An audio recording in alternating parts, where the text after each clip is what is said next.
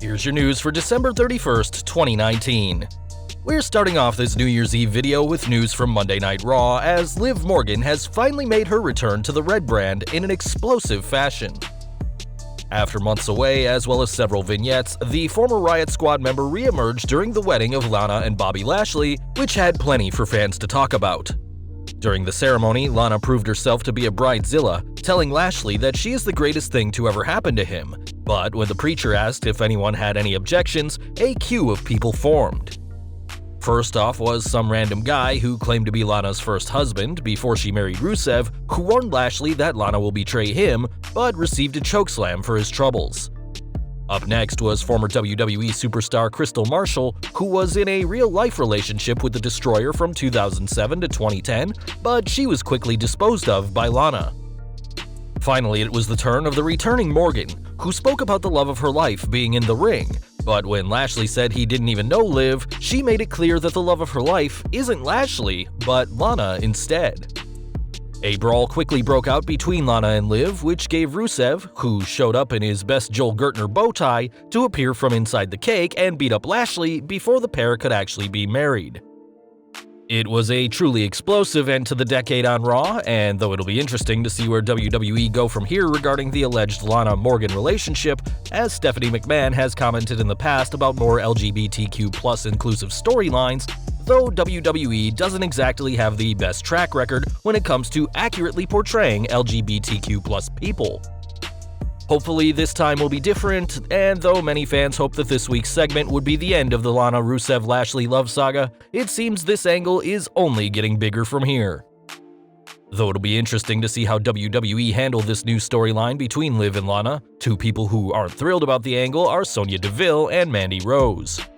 On Twitter, the former MMA fighter said that her mind was blown by what she had seen, and Rose replied saying no words, as well as a slightly sad-looking emoji. In the past, there have been talks of a similar angle between Rose and Deville, the latter of whom being the first openly lesbian superstar in WWE history, but despite the angle being teased in the past, nothing materialized. In fact, the company is now teasing a breakup for Fire and Desire on SmackDown, as it seems the tag team doesn't appreciate an angle they concocted going to other superstars.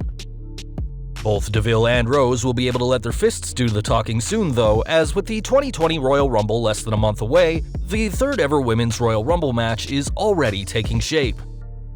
After the first contest was won by Asuka in 2018 and the second by Becky Lynch this year, neither woman will be in the match, and this week Charlotte Flair made her intentions clear, announcing herself as the first participant in the 30-woman contest, before proceeding to beat the woman with the longest cumulative time in the Women's Royal Rumble matches, Natalya.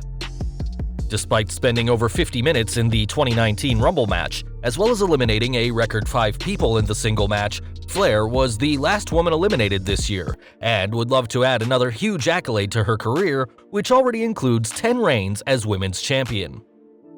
We mentioned that neither Asuka nor Becky Lynch will be in the match next month, as on Raw this week, the man confirmed that her match against the Empress will take place at the pay-per-view. This will be the second time the pair have faced off at the January staple, as it was Asuka who retained the SmackDown Women's Championship over Becky at this year's event, and since then, the Japanese superstar has had the man's number every time they've met. With Lynch's Raw Women's title on the line this time, the man cannot afford another loss against Asuka, and if she does, the Kabuki Warrior could be going by the nickname Asuka Two Belts from now on. Speaking of the man, Becky will have her hands full when she meets Asuka on pay-per-view, but there may not be many more appearances from the current Raw Women's Champion after that. On Twitter, Lynch said that her contract with WWE is coming to an end soon, and it sounds like she hasn't re-signed just yet. In the same tweet, Lynch said that it was amazing what the company will offer her now that her contract is ending soon, and to be fair, we can't see the company parting ways with Becky anytime soon. Arguably the superstar of the year, the man's 2019 has seen her win both the Raw and SmackDown Women's titles at WrestleMania, headlined the show of shows, and several pay-per-views, as well as becoming the biggest female star outside of the company in decades. With that in mind, WWE would be very foolish to let Lynch go after all of her success this year, and fans can expect plenty more trash talking from the man for years to come.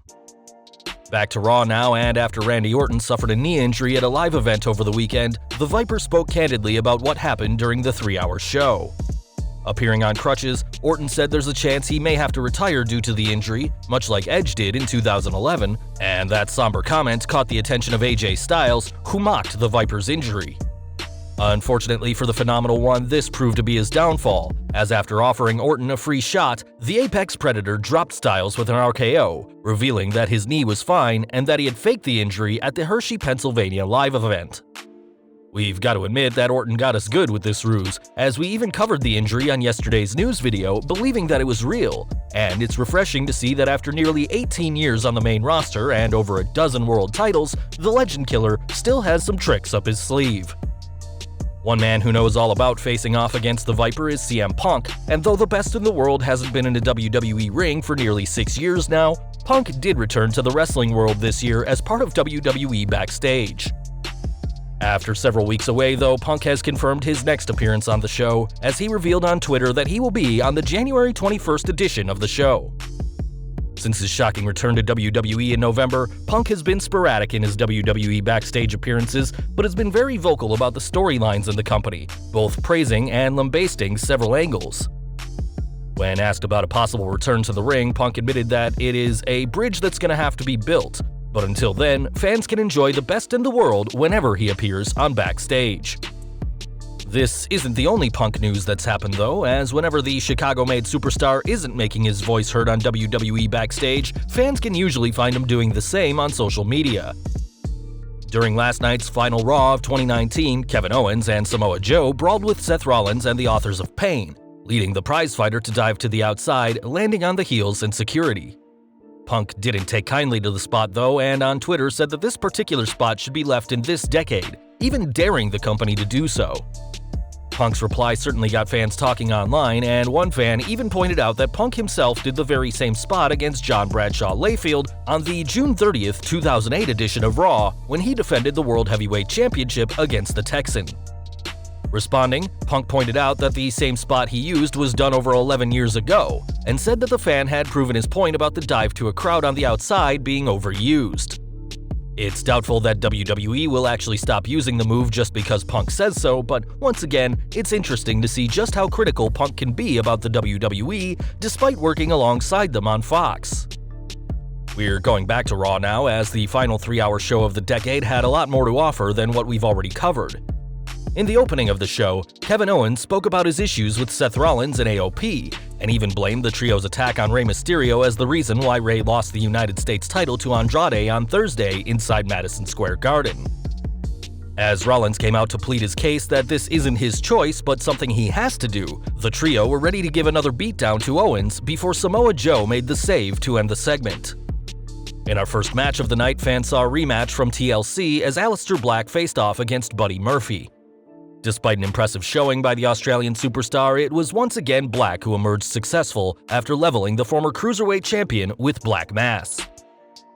After asking Lana where his wedding invitation went, it was time for Eric Rowan to add another victim to his list, and this time it was Francis Kip Stevens' turn to feel the pain. Despite being trained by Mikey Whipwreck, Stevens put up very little fight against Rowan, and after trying to see what the colossal superstar's been carrying with him, was flattened for his troubles. After Charlotte Flair picked up her victory over Natalya and fans saw Bobby Lashley getting ready for the wedding, it was time for tag team action as the Street Profits faced off against the OC. After reminding fans that the OC has beaten the Raw Tag Team Champions, the Viking Raiders, Ford and Dawkins reminded the crowd that they beat Gallows and Anderson in their Raw debut and once again picked up the win this week. With multiple wins over the OC and a truly impressive year since being called up to Raw, the future seems bright for Ford and Dawkins, who could soon be in the hunt for the Raw Tag Team titles. Speaking of Tag Team Champions, former Raw Tag Team Champions Kurt Hawkins and Zack Ryder met Drew McIntyre in a handicap match this week, but even the numbers advantage couldn't save the wrestling figure enthusiasts. Being demolished before the bell had rung, Hawkins and Ryder put up very little fight against McIntyre, who pinned both men, ending the decade in a major way. After the Orton Styles segment, it was time for another squash match as new United States champion Andrade made quick work of some jobber, but after brutalizing the poor soul, this assault caused Ricochet to make the save. Despite his noble intentions, Ricochet was no match for Andrade in this occasion, and after hitting the Hammerlock DDT, El Idolo picked up his second huge win over the past week.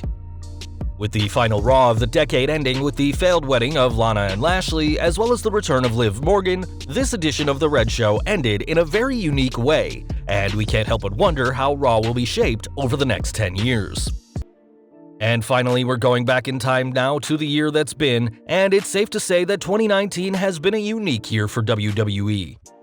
From the departure of Dean Ambrose to AEW, the arrival of new belts like the 24/7 and Women's Tag Team titles, the past 12 months has been a roller coaster ride, but has led to some great matches. On WWE.com today, the company listed their top 25 matches fans need to see, and though we won't go through them all, some definitely stood out. Just scraping onto the list at number 25 was Roman Reigns and The Undertaker teaming up to face Shane McMahon and Drew McIntyre at Extreme Rules, while the last man standing match between Bobby Lashley and Braun Strowman at the same event came in 23rd place. Interestingly, the Women's Elimination Chamber match to crown the inaugural WWE Women's Tag Team Champions came 18th, 10 spots behind the Men's Chamber match that came 8th. Though fans may have hated the finish, the men's Money in the Bank ladder match that saw Brock Lesnar waltz in and take the briefcase for himself was deemed the 6th best match of 2019, far ahead of the first ever women's WrestleMania main event, which came 9th. Becky Two Belts became Becky Two Spots on this list as her Hell in a Cell match against Sasha Banks took 2nd place, but it was ultimately Kofi Kingston's emotional WWE Championship win at WrestleMania that took the top spot, being deemed the most must-see match of 2019 by the company themselves. Do you agree with this choice, though? What do you think is the best match of WWE in the past year? Leave a comment below, and don't forget to like this video if you enjoyed it, and as always, thanks for watching.